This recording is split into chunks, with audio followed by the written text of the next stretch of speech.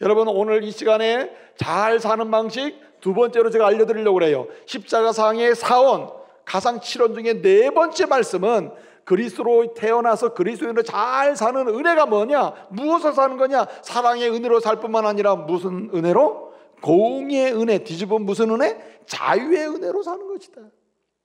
오늘 주님은 하나님 아버지께 버림을 받아요. 여러분, 우리가 사람으로부터 버림받는 것도 감당할 수 없는 일이지만 우리 예수님은 사람들로부터 버림받아요. 가족으로부터 버림받아요. 그 누구 하나 우리 예수님을 인정하는 제자들로부터도 버림을 받았어요. 누구 하나 예수님을 버리지 않는 사람이 없습니다. 근데 그 고통은 참아올 만해요. 견딜만 해요. 그런데 최종적으로 누구로부터? 하나님 아버지로부터 버림을 받는다. 하나님으로부터 버림을 받는다. 여러분, 주님은 이렇게 외치고 있습니다. 엘리 엘리 라마 사박다니, 나의 하나님 나의 하나님 어찌하여 왜 나를 버리십니까? 왜 나를 버리십니까? 나의 하나님 나의 하나님 왜 나를 버리십니까? 이렇게 절규의 외침을 주님께 드리고 있어요. 하나님 아버지께 드리고 있습니다. 이것은 불신이 아닙니다. 내가 지금까지 하나님 아버지를 믿고 하나님 아버지가 원하시는 일을 해왔는데 왜 나를 버리십니까? 난 못 믿겠어요 하는 불신의 외침이 아니에요. 여러분, 나의 하나님 나의 하나님 어찌하여 나를 버리십니까? 라고 외칠 때에 여기 대답하는 사람이 아무도 없었어요. 로마 군인들도 대답할 수 없었습니다.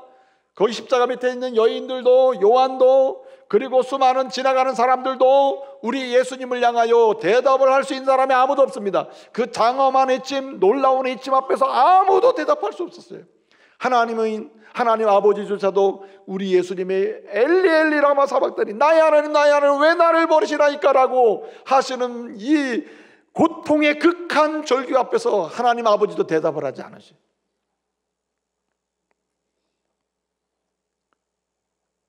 우리 예수님이 그렇게 질문하실 때는 그 극한 고통에 질문을 하시고 외칠 때는 우리 주님은 스스로 대답을 가지고 계셨어요.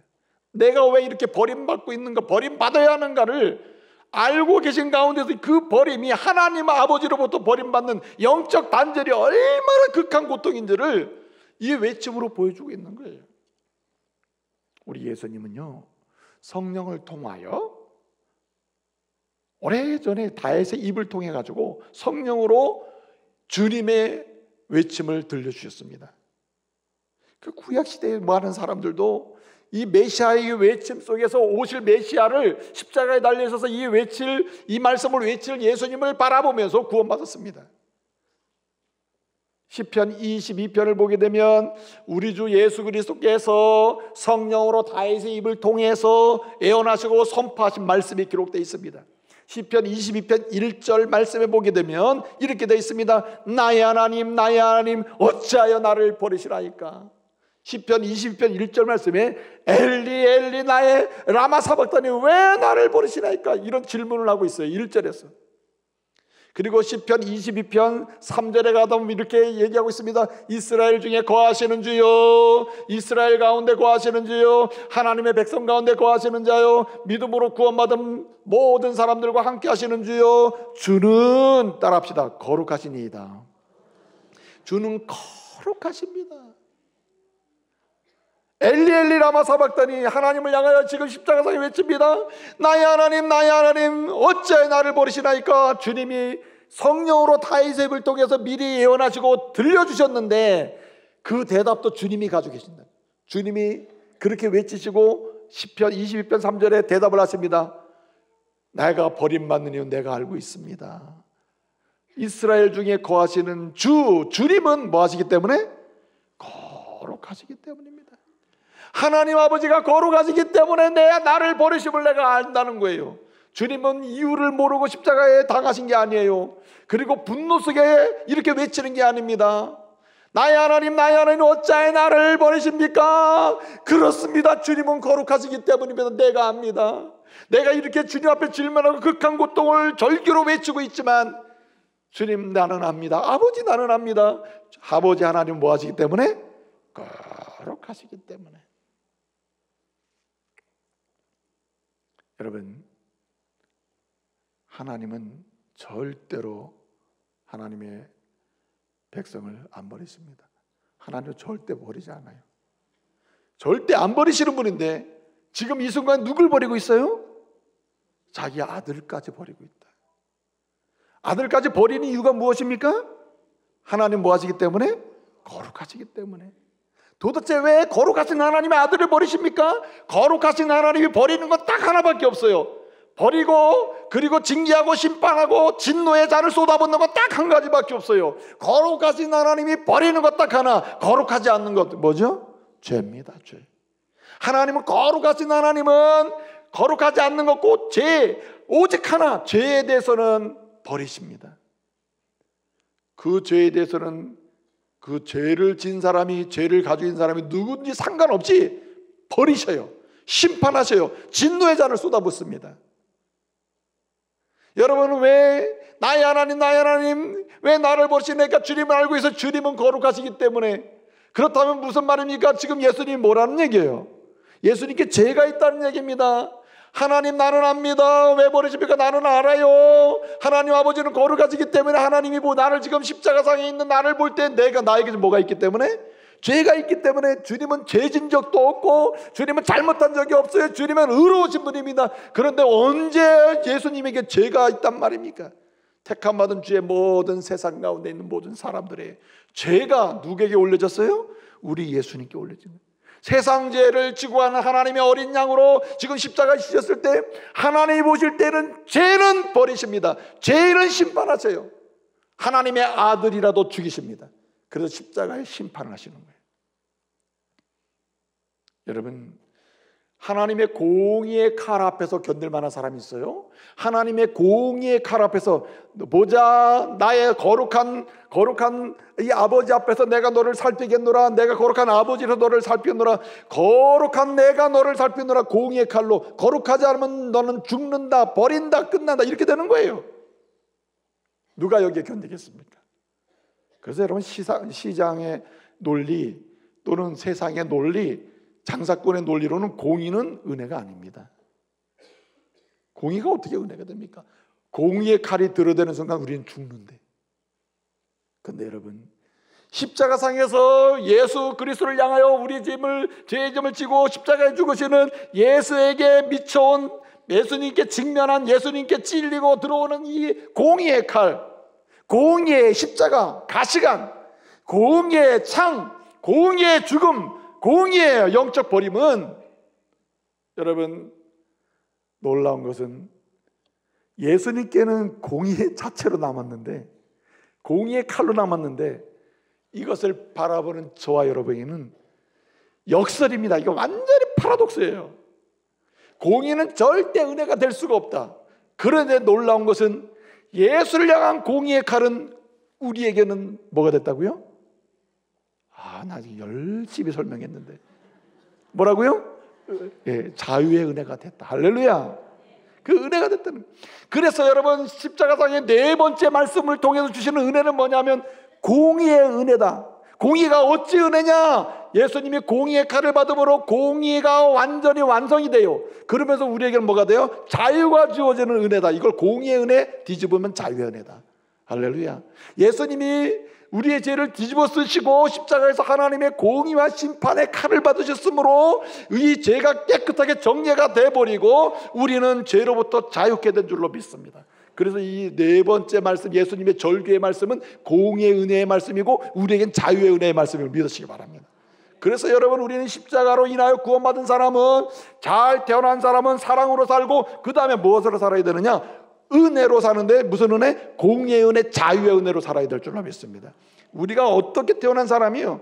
뭘 살아야 돼? 자유를 누리고 살아야 돼.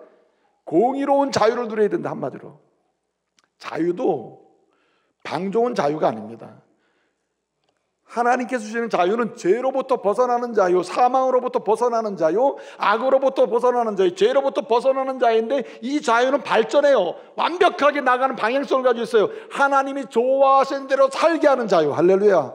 예수 안에서 기뻐하며 살게 하는 자유를 주신단 말이에요. 이 자유가 어디에서 선포되고 있다고요? 엘리 엘리 라마 사박다니, 내가 지금 죽습니다. 왜 죽습니까? 나를 왜 버리십니까? 주님은 걸어가시고 나는 지금 모든 택한 백성들의 죄를 짊어지고 어린 양으로 죽기 때문에 내가 죄 때문에 버림받습니다. 그러나 이 일로 인하여 저 죄를 범한 하나님의 백성들에게는 뭘 주소서? 자유를 주소서. 엘리 엘리 라마 사박다니, 이 놀라운 이침 속에는 주여 쳐다보는 저들에게 뭘 주소서? 자유를 주. 나는 공의 칼로 죽지만은 주님 이제 공의가 저들에게는 뭐가 되게 하소서? 은혜가 되게, 자유의 은혜가 되게 하소서. 할렐루야. 로마서 6장 23절 말씀을 보게 되면 죄의 삭은 사망이다. 죄의 끝자락, 죄의 결과, 죄의 모든 것 다 아무튼 사망으로 끝난다. 죽음으로 끝난다는 거예요. 그러므로 여러분, 우리는 죄를 경계하며 살아야 되는데, 죄를 경계하는 방식은 제일 경계하는 좋은 방식 중에 하나는 죄를 미워하며 사는 겁니다. 하나님께서는요, 우리에게 절대 미워하지 말아라. 절대 미워하지 말아라. 미워하지 말아라. 미워하라고 말씀하신 적이 있습니까? 성경에? 너희는 미워하라 이런 적 없죠. 그러나 딱 하나, 자기 아들까지도 죽이셔야 할 만큼, 이것만큼은 뭐하라? 미워하며 살아라. 그렇게 만든 거, 그거 미워하며 살아라. 그게 뭐죠? 죄를 미워하며 살아라. 로마서 12장 9절 말씀에 보게 되면 사도 바울이 로마 교회 성도들에게 편지를 쓰면서 1장부터 11장까지 예수 안에서 용서함 받고 제사함의 은혜의 복음으로, 그 다음에 믿음으로 말미암아 구원의 은혜를 받고 사랑하며 살게 된 우리는 자유의 은혜를 누리며 살아야 되는데, 자유의 은혜를 누리며 살 수 있는 방식이 있는데, 12장 9절 뭐라 그럽니까? 너희는 뭘 미워하고? 악은 미워하고 죄는 미워하고 어디에 속하라? 선에 속하라. 선에. 이 선에 속하란 말은 하나님이 좋아하는 대로 자유를 누리며 살아라, 이런 뜻이에요. 여러분, 악을 미워하며 사는 은혜가 있기를 바랍니다. 죄를 미워하면서.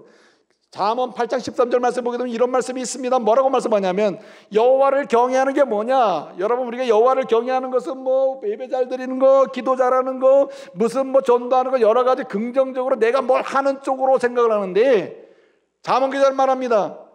하나님을, 여호와를 경외하는 것이 정말 뭐냐? 잠언 8장 13절에서 악을 미워하는 게 여호와를 경외하는 거. 할렐루야. 일단은 죄를 미워함으로 죄를 경계할 때 이게 하나님이 좋아서 하나님을 높이는 것이다. 하나님 좋아하는 거 한다고 하면서도 죄를 경계하지 않고 죄와 친하게 지내면 이것은 하나님을 경외하는 게 아니다 이거죠. 사랑하는 성도 여러분, 죄를 경계하는 가운데 하나님의 은혜를 누리시기를 말씀으로 축복합니다. 죄를 미워해야 돼. 다른 것은 몰라도 죄는 미워하자. 죄는, 예? 죄는 긍휼히 여기지만 죄는 미워하자. 죄 때문에 내가 죽게 됐다. 죄는 미워하자는 거예요. 죄와. 그래서 우리는 죄를 미워해야 된다. 죄를 미워하는데 조그만 죄라도 의심하는 거, 교만한 죄, 교만하는 거, 불순종하는 게 조금만 있어도 우리는 민감하게 뭐하는 사람? 회개하며 일어나야 될 줄로 믿습니다. 의심할 때 회개의 자리가 내게 막 벌어지고 펼쳐질 때 우리는 회개하면서 툭툭 털어야 돼요. 교만한 마음이 들어와서 내 교만을 부추길 때 툭툭 털어야 돼요.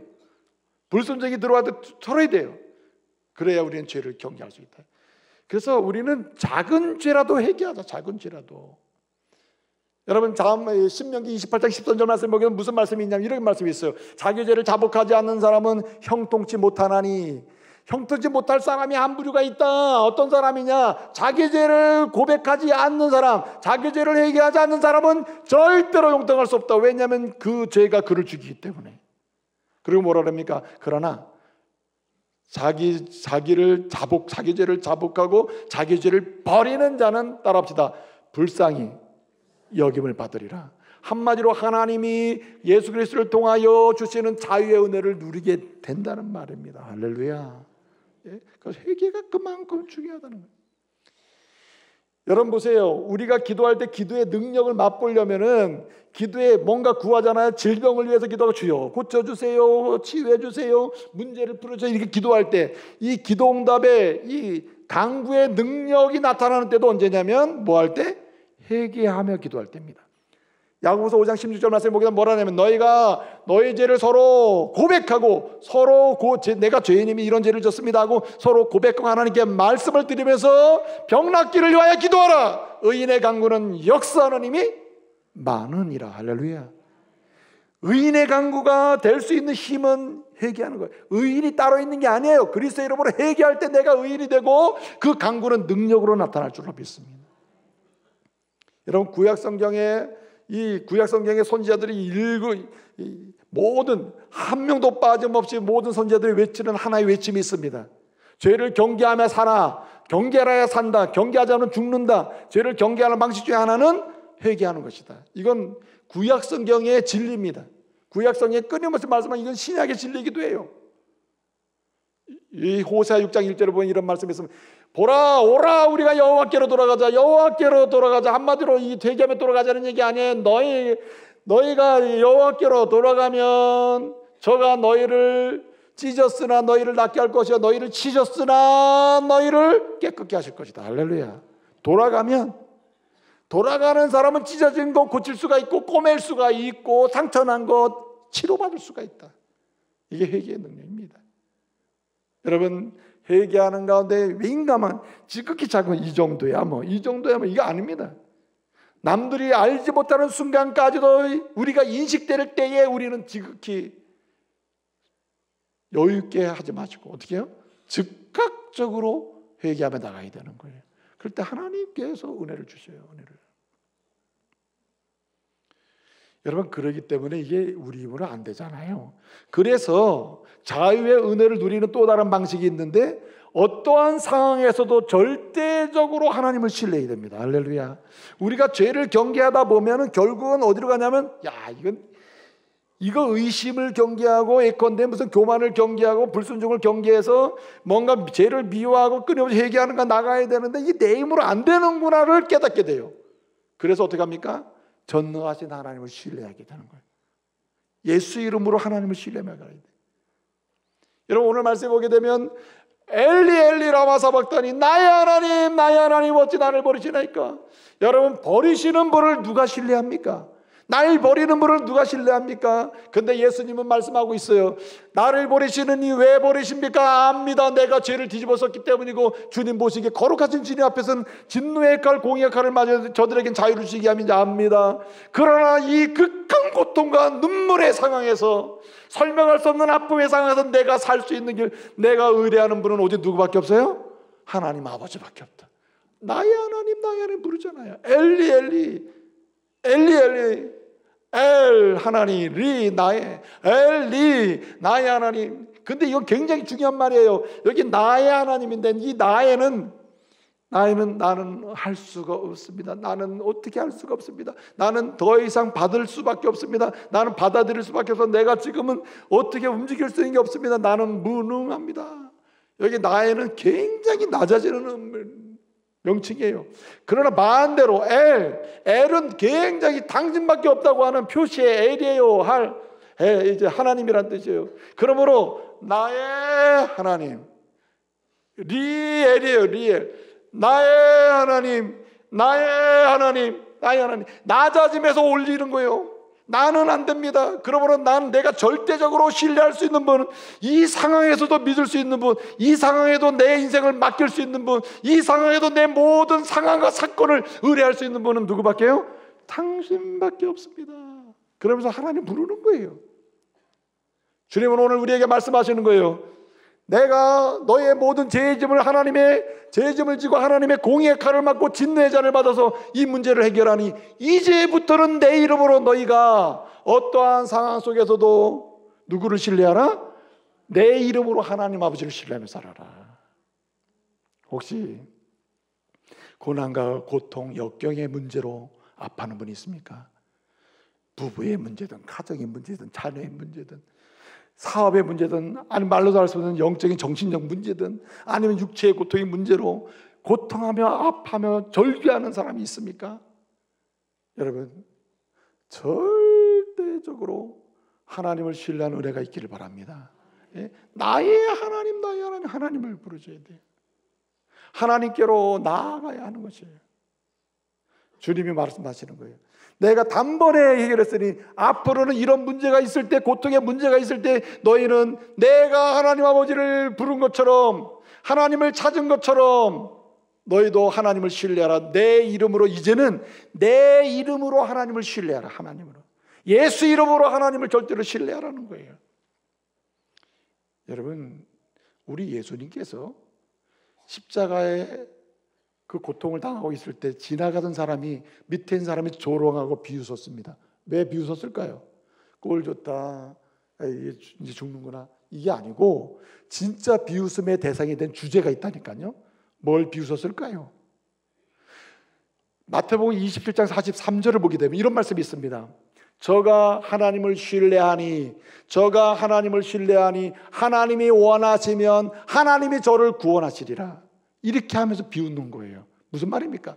저렇게 십자가의 저주를 받으면서도, 십자가의 공의의 칼을 받으며 진노의 잔을 받으면서도, 그러면서도 저렇게 하나님을 부르고 있으니 불쌍하다, 불쌍해 하면서 사람들이 하나님을 여전히 신뢰하는 그 믿음을 비웃었다니까요. 그러나 그 믿음이, 예수님의 그 신뢰의 부르짖음이 부활로 나타난 줄로 믿습니다. 그래서 우리가 어떠한 상황 속에서도, 어떤 고난과 역경 속에서도 예수님이 그렇게 하신 것처럼 예수 이름으로 자유를 얻었기 때문에 예수 이름으로 말미암아 하나님을 향하여 신뢰하고 믿고 의지하며 부르짖을 때 주님은 결국 우리를 부활, 그리스도의 이름으로 다시 살려내실 줄로 믿습니다. 심령도 일으키고 지병에서 자유케 하시고 관계에서도 자유케 하시고 삶의 문제에서도 부활 일으켜내실 줄로 믿습니다. 다시 일으키는 거예요. 여러분, 또 대답해 보세요. 따라해 보세요. 고통은 영광이다. 고통이 끝난 다음엔 반드시 영광을 주실 줄로 믿습니다. 로마서 8장 18절 말씀에 보면 이런 말씀이 있습니다. 생각컨대, 우리가 반드시 생각하고 믿어야 될 것이 있다. 그리고 하나님을 신뢰해야 될 것이 있는데, 그것이 뭐냐면 오늘에 받는 고난은 장차와 될 영광과 좋게 비교할 수 없다. 할렐루야. 그러므로 하나님만 신뢰하라는 거예요.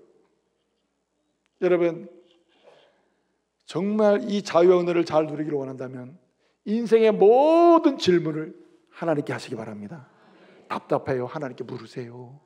아파요, 하나님께 물어요. 고통이 있어요, 하나님께 물으세요. 오늘 예수님이 알려주십니다. 너희가 내 이름으로 제사함받고 하나님의 자고 자유의 은혜를 누리게 되었으니 너희는 앞으로 오늘 이후로 이 시점 이후에 모든 인생의 삶의 문제는 누구께 물어라? 하나님께 물어라. 엘리 엘리 라마 라마, 왜 어찌하여 왜 버리십니까? 왜라는 질문을 하나님께 하라는 말이에요.